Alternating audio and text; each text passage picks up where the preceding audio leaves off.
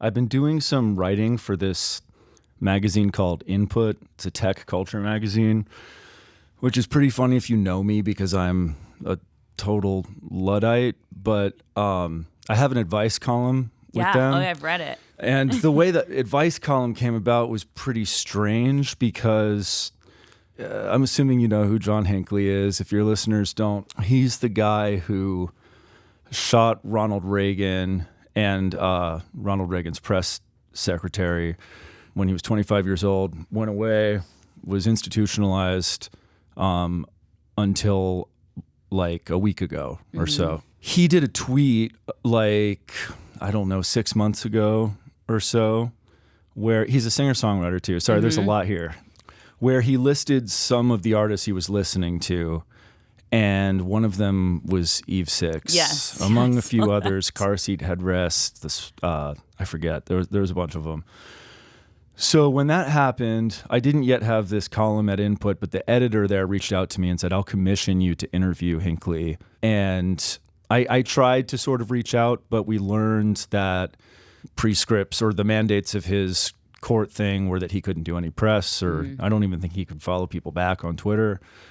But that's what got myself and the editor at Input talking, and then the column came out of those conversations. Which just came out today, right? Yeah, so and this, what came out today isn't part of my column, but it is for the same magazine, Input, and it's an interview with John Hinckley, and it's the most substantial interview with John Hinckley since the 80s.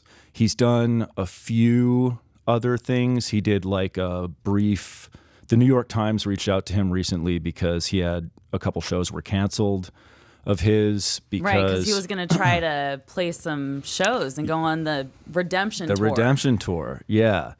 And tour is probably too large a term for it. That is what he was calling it, though.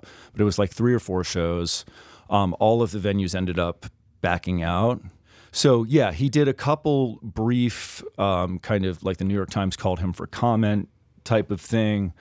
He hasn't done an interview that's really, very long or deep since the 80s.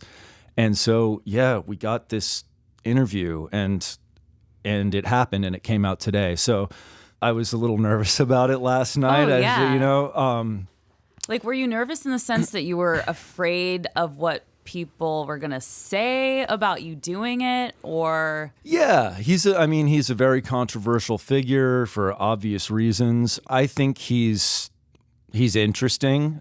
He's interesting to me, I guess partly for those reasons, but also because he's an artist, he's a singer-songwriter. His songs, in my opinion, are really good. And yeah, I think I was just, it was sort of part nervousness, part just that anticipatory thing, like, how's this going to get? Part excitement, honestly. Yeah. I've never interviewed anyone before, and the fact that my first interview was with John Hinckley, it's all very, very surreal. It's nuts. But yeah.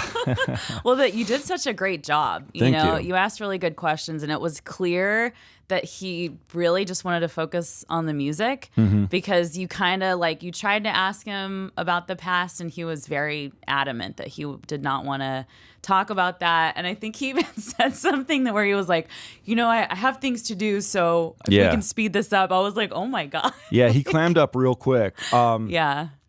And it was my editor that asked those questions. Actually, I made sure not to. Okay, so you were just asking the music. Kind of just the music questions. And the thing I was most curious about, like you said, he was calling this canceled tour, the Redemption Tour.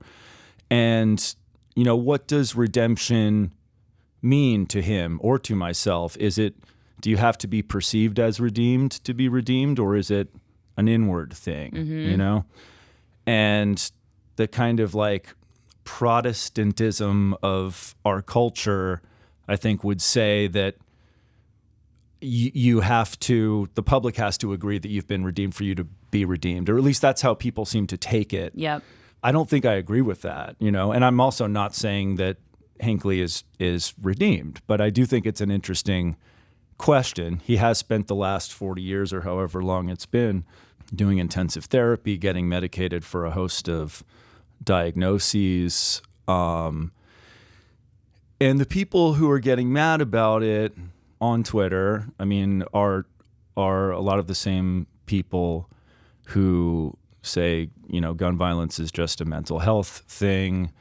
And this is someone who had mental health problems, went away for it, is now has just gotten his freedom, and he's being stigmatized for it. It's like, again, I say this, the background of all of this is I understand people who are angry about, you know, Hinckley being profiled. I do get it. But at the same time, I think, I don't know, people can be a little bit disingenuous in their critiques, you know? Well, it's kind of like, should we all be held accountable for things that we've done 10, 15 years ago? I mean, something that you brought up in the interview, which you and I have in common, is like our sobriety and our recovery. And you have like 16 years, I have like 6.5 years, and I'm just like, the things that I did back then, like, I'm a thief. Like, I'm a liar. I did some awful things to people. You know, but the only difference in a way is like, when you get the opportunity to own it before people can find out about it, for some reason that makes it different to other people, because it's like you admitting it first before they can get the dirt on you. You know what I mean? I do. Yeah, but that totally is the question. It's like, some of the people that you or I harmed in our drinking may have forgiven us. Maybe we were able to make amends to them. Maybe some we didn't, and they still think that we're assholes. You know, I also know that I don't live like that anymore. You know, I no longer use drugs or alcohol, and I kind of like have a drastically different way of living today. I mean, I feel like if redemption is an inward job, then I'm redeemed. If it's not, then I'm not. And the people who are still, because there's people who probably still think I'm a dick. Yeah, I'm sure. But that has nothing to do with you in a way. It's like, that's on them. You know, and I think that it was very clear in the interview that he does feel redeemed on the inside, because he was like, I'm just all about moving forward at this point, and I just want to focus on my art and my music, you know? So he seems like he's very, like, I don't know if at peace would be the word, but just he knows it's time to move on. He's paid his penance. I mean, being in a mental institution for 35 years, like I went to a psych ward for 3 days. Like I like 5150'd myself when I first got sober, just so they would hold me, so I physically couldn't go pick up heroin. And it was terrifying being in there. It was gnarly, you know? So I can only imagine. I can only imagine. I've never been in a psych ward. My brother has. I've like, and that's a long time. You know, there are contradictions to what he says that, you know, part of me wishes that he would address it more than he is, because the fact that he doesn't want to touch it at all makes it really easy for people to kind of assume the worst about him. And it does play as a little narcissistic, I think, you know, which I think is something, I think he's got the narcissism, you know, I'm for sure. Once I got him on the phone, and again, I didn't think it was going to happen. It was like all of this weird, crazy back and forth stuff, but like just hearing his voice and hearing him speak, I was like, oh, this is a whole human being who's flawed, made tons of mistakes, definitely does not have it all together, is probably trying his best though, you know?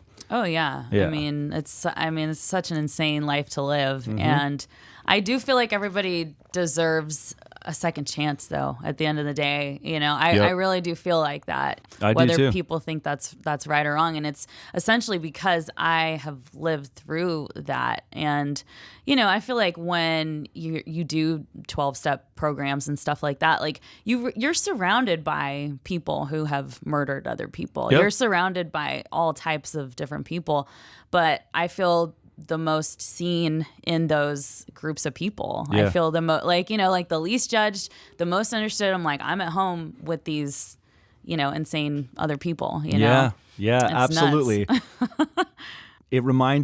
Talking to him reminded me of conversations that you'd have outside of those, gatherings. Yeah. Thanks for watching. For more 7 Words Podcast, be sure to like, subscribe, and leave a comment.